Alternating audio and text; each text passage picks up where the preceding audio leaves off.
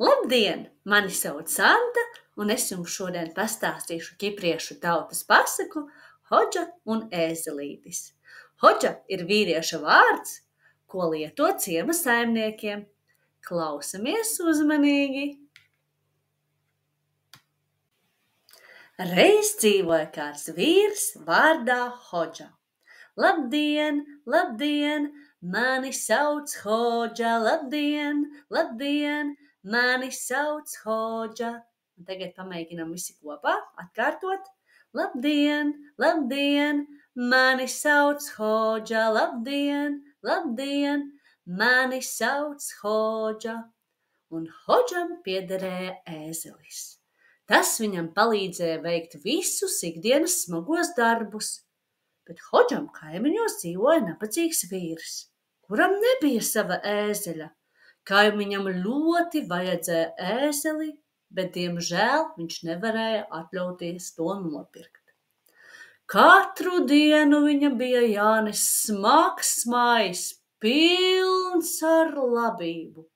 Tas bija tik smags, ka to varēja tikai vilkt pa zemi.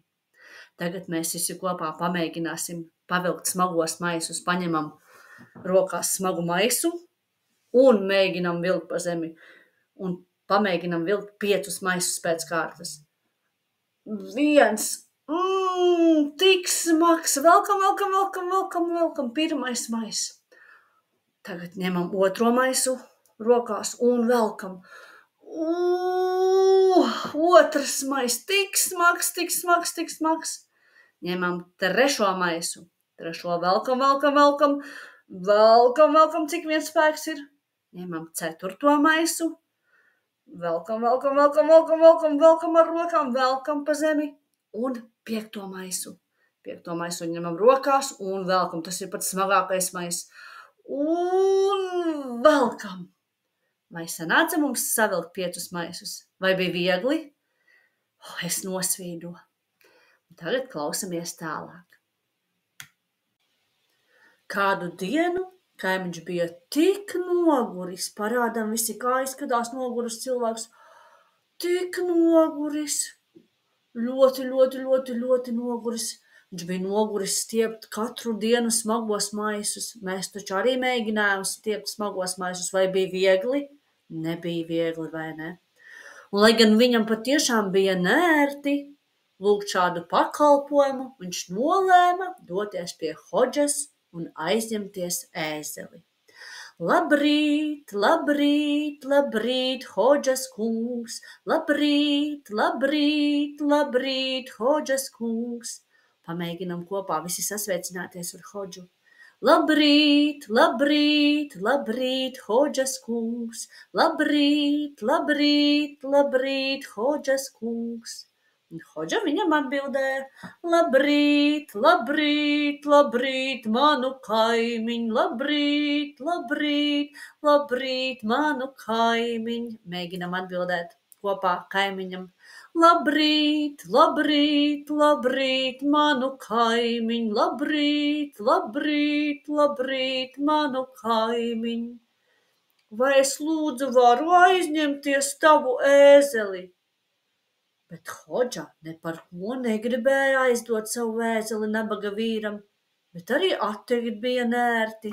Un Hodža atbildēja: Kaimiņ, mans ēzelis šodien nav stallī.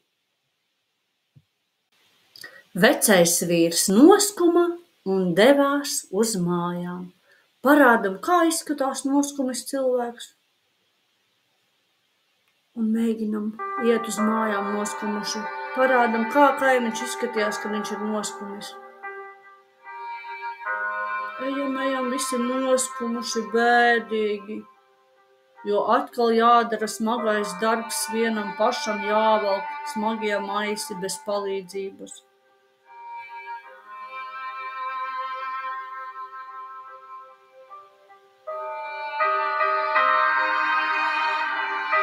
Kā viņš soļoja. Bet te pēkšņi viņš izdzirdēja dīvainu skaņu. Klausamies, kas tā par dīvaino skaņu?